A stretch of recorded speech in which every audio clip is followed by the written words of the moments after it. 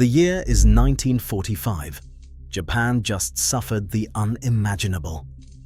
2 atomic bombs, a decade of war, and the total destruction of its industrial base. There is no food, there is no fuel, there is no future. And yet, within a single generation, Japan did something that had never been done before in the history of the modern world. It rebuilt itself from nothing, and then it kept going. By 1968, Japan had the second largest economy on the planet. By the 1980s, it was buying Manhattan skyscrapers, Hollywood studios, and half of Hawaii. Japanese companies were not just competing with American giants, they were beating them. Sony, Toyota, Panasonic, Mitsubishi. These were not just brands, they were a statement to the world. But there is a number that tells you everything you need to know about what happened next. One statistic so brutal that the Japanese government does not want you to know about. Between 1991 and 2021, the average Japanese worker received a pay raise of less than 5%. Not per year. Total, across 30 years. While workers in France, Germany, and the United States saw their wages rise by 30 to 40%, the Japanese worker stood completely still. 3 decades of work, 3 decades of loyalty, 3 decades of showing up on time and staying until midnight, and the paycheck barely moved. That number is not a recession. That is not a bad decade. That is a civilization that stopped working. But it is even worse than that. Today, Japan is not just economically stagnant, it is physically disappearing. Japan loses approximately 650,000 people every single year. Not to emigration, not to war, simply to death and the refusal to be replaced. The fertility rate has collapsed to 1.2 births per woman, the lowest since 1947. The median Japanese citizen is 49 years old. 30% of the entire population is already over 65. And by the end of this century, if nothing changes, Japan's population will fall from 125 million to under 76 million people. This is not a crisis. A crisis is loud, a crisis is sudden, and is something that you can point to and fix. This is a structured, measurable, mathematically inevitable unraveling. Japan is not falling. Japan is fading, slowly, quietly, politely, the way Japan does everything. And the terrifying part is that its government has known about every single one of these problems for 30 years and has been completely powerless to stop any of them. To understand why Japan is dying, you first have to understand why it was supposed to be immortal. Because the story of Japan's rise is genuinely one of the most extraordinary things that has ever happened in economic history. In 1952, right after the American occupation ended, Japan made a decision that would shock every economist in the Western world. It took the free market system America had just spent 7 years installing and quietly decided to ignore it. Instead, the Japanese government created a body called MITI, the Ministry of International Trade and Industry. What MITI did was something no free market country was supposed to do. It picked winners. It decided which industries Japan would dominate. Steel first, then shipbuilding, then automobiles, then electronics. It directed cheap government credit to those industries. It protected them from foreign competition. It pointed the entire nation in a single direction and cracked the whip. America called it cheating. Japan called it survival. And for 30 years, it worked better than anything the free market had ever produced. The economy grew at 10% per year. 10%. That means the entire economy doubled in size every 7 years. Japan did not just recover from the war, it blew up. By 1980, Japanese car companies owned nearly a quarter of the American car market. Japanese electronics firms were not competing with American giants. They were dismantling them. Business schools in New York and London were assigning books about Japanese management as required reading. The student had become the teacher. Then came the 1980s, and that is where the story twists. Japan entered one of the most spectacular asset bubbles in the history of modern capitalism. The stock market, the Nikkei 225, roared from under 7,000 points in 1980 to nearly 39,000 by the end of 1989. Land prices in Tokyo became mathematically absurd. At the peak of the bubble, the land beneath the Imperial Palace in central Tokyo was estimated to be worth more than all the real estate in the entire state of California. Japanese banks were lending money against property collateral that was priced at levels that made no contact with economic reality. Companies were borrowing against their soaring stock portfolios to buy more stocks. Everyone knew it was irrational. Nobody stopped. The Bank of Japan finally raised interest rates in 1989 to cool the fever. And the bubble did not just deflate. It exploded. The Nikkei lost more than half its value in the space of 2 years. Land prices fell for more than a decade straight. Japanese banks suddenly found themselves sitting on mountains of worthless collateral and loans that would never be repaid. Families who had borrowed against their homes watched their wealth evaporate overnight. Companies that looked healthy on Monday were technically insolvent by Friday. An entire nation's confidence, built over 40 years of relentless work and sacrifice, was wiped out in months. And here is where Japan made the choice that would haunt it for the next 3 decades. A different country might have done what the United States did in 2008. Take the pain fast. Force the bad loans to be written off. Allow the insolvent banks to fail or be restructured. Accept a brutal recession in exchange for a clean slate. Japan chose differently. Japan chose to hide the problem. The banks did not write off the bad loans. The government did not force restructuring. Instead, they kept rolling the debt over. They lent new money to cover the payments on old money. They kept the pretense alive. And in doing so, they created something that would haunt the Japanese economy for the next 3 decades. They created the zombie. A zombie company is exactly what it sounds like. A business that should be dead but is not. It cannot pay its debts. It cannot grow. It cannot compete. But the banks keep lending it money and the government keeps it on life support. Because letting it die would mean admitting the whole system was rotten. And Japan did not create one zombie, or 10, or 1,000. Today, there are 251,000 zombie companies operating in Japan.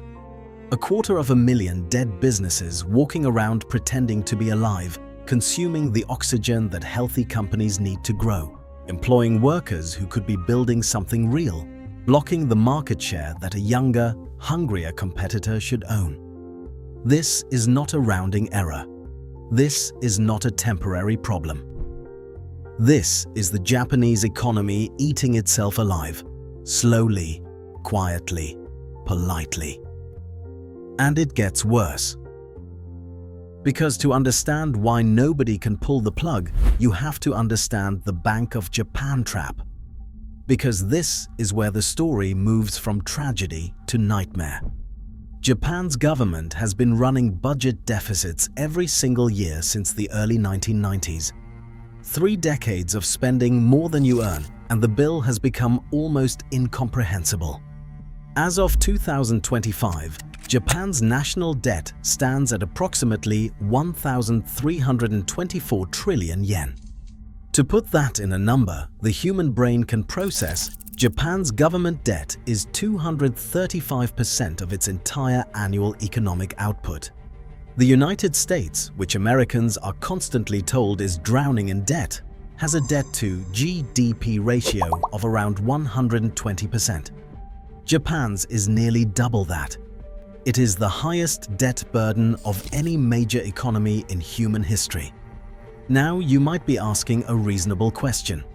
If Japan is this deep in debt, why hasn't it collapsed?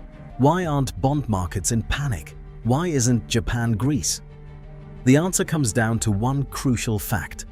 Around 88% of Japan's government debt is held domestically.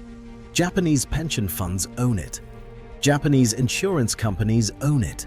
Japanese banks own it. And most importantly, the Bank of Japan itself owns roughly 46% of all outstanding Japanese government bonds.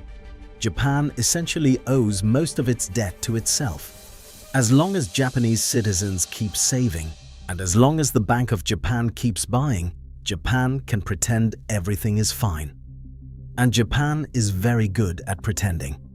But here is the trap. The only reason this works is because interest rates in Japan have been kept near zero for 30 years. The Bank of Japan has pinned rates to the floor through a policy called yield curve control, artificially suppressing the cost of borrowing across the entire economy. At near zero rates, even a debt pile of 235% of GDP is manageable. The interest payments stay small enough to be absorbed. But what happens if rates rise? The answer is catastrophic.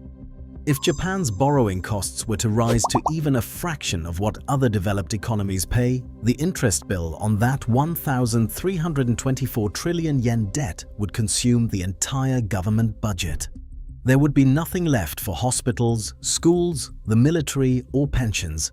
The system would crack. So the Bank of Japan cannot raise rates.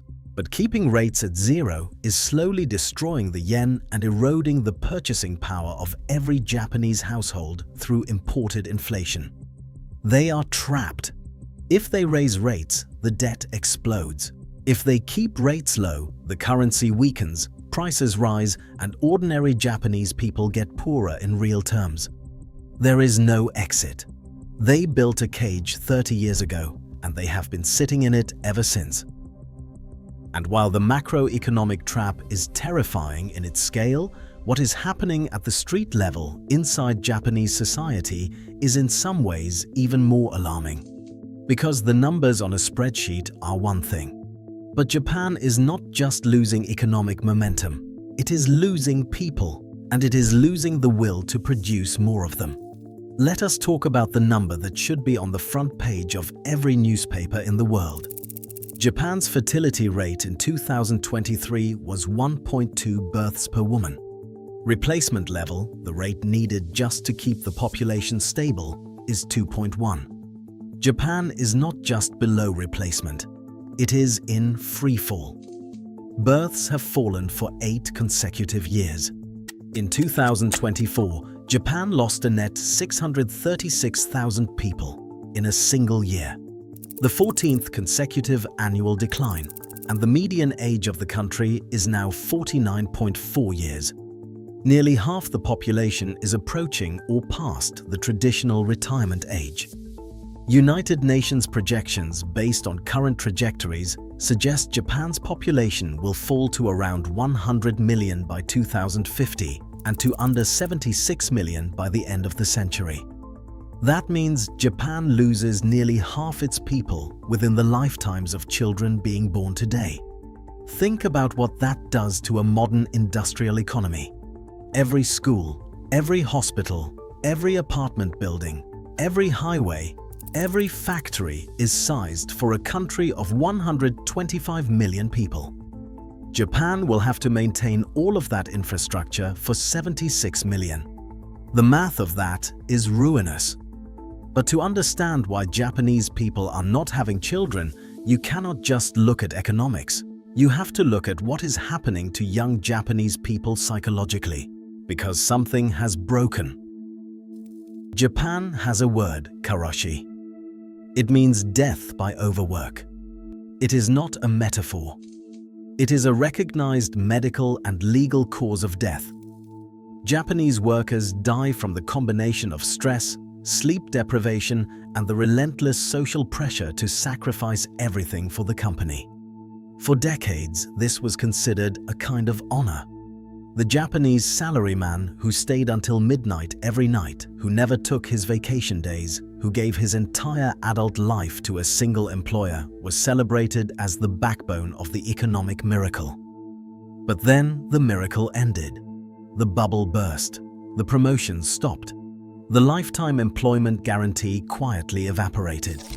The young men who followed the rules, who studied hard, who joined a company and worked themselves into the ground, looked up one day and realized that the economy had not rewarded them. Their wages had not grown. They could not afford a home. They could not afford to have children. They had sacrificed everything for a system that had given them almost nothing back, and a significant number of them simply stopped participating. Japan has a phenomenon called hikikomori. These are individuals, mostly young and mostly male, who have withdrawn entirely from social life. They do not leave their homes. They do not work. They do not socialize. They exist in a state of complete self-imposed isolation that can last for years, sometimes for decades. In 2023, Japan's Cabinet Office estimated that approximately 1.46 million working-age Japanese, people between 15 and 64, were living as hikikomori. That is roughly 2% of the entire working-age population of the country, simply gone. Withdrawn. Disappeared from the economy and from society. Beyond the hikikomori, there is a broader cultural phenomenon that Japanese sociologists began noticing in the 1990s. They called it Soshoku Kei Danshi. Herbivore men. Young Japanese men who have abandoned the traditional masculine script entirely. They have no interest in pursuing careers, romantic relationships, marriage, or fatherhood.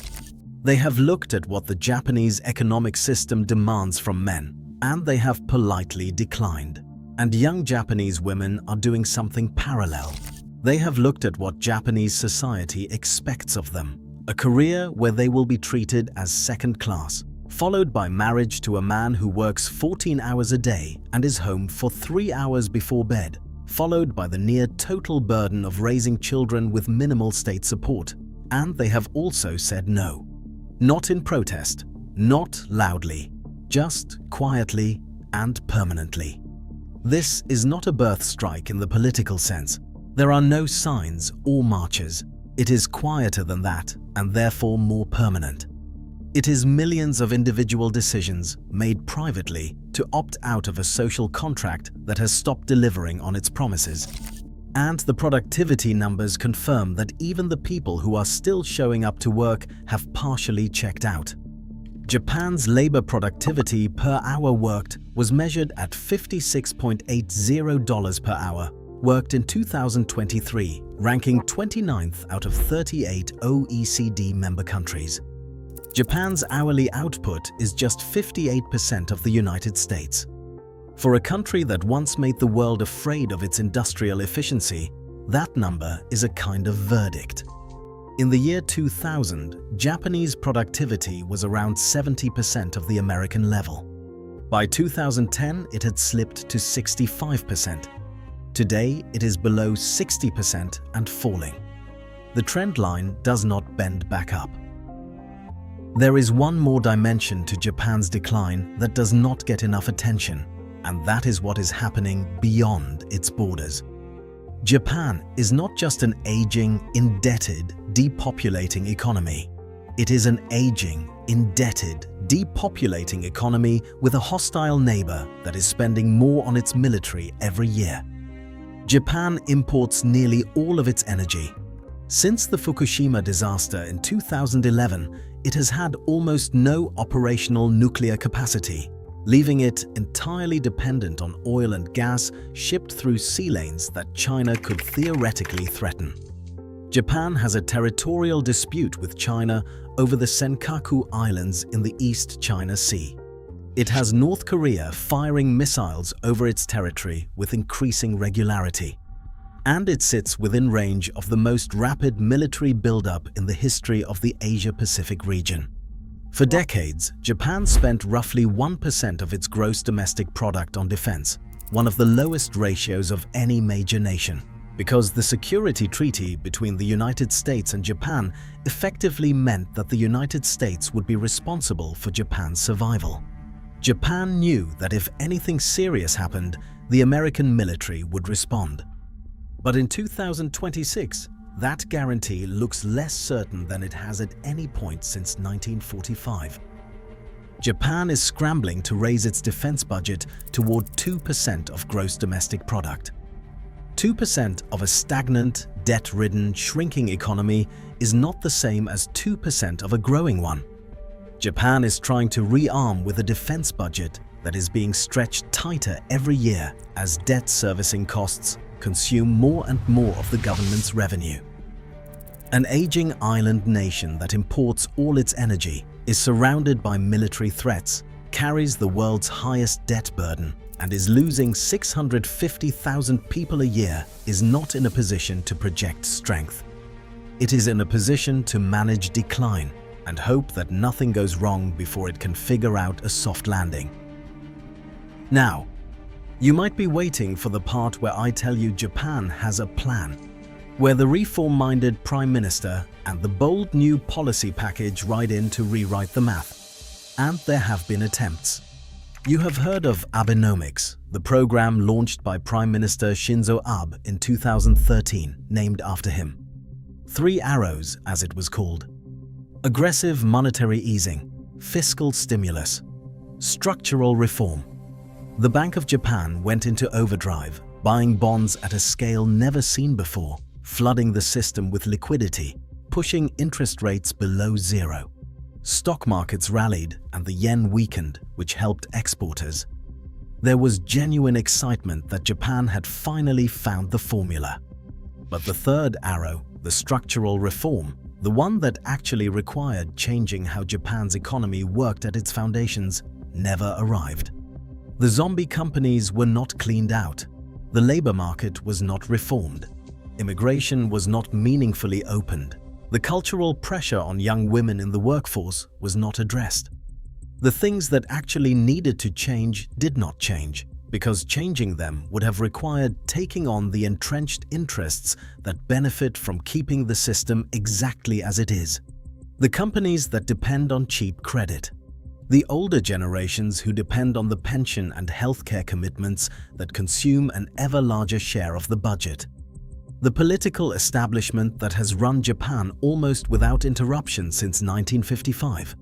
They all had too much to lose from real reform. So Abenomics delivered a sugar rush and left the underlying disease untouched. And now the sugar rush has worn off.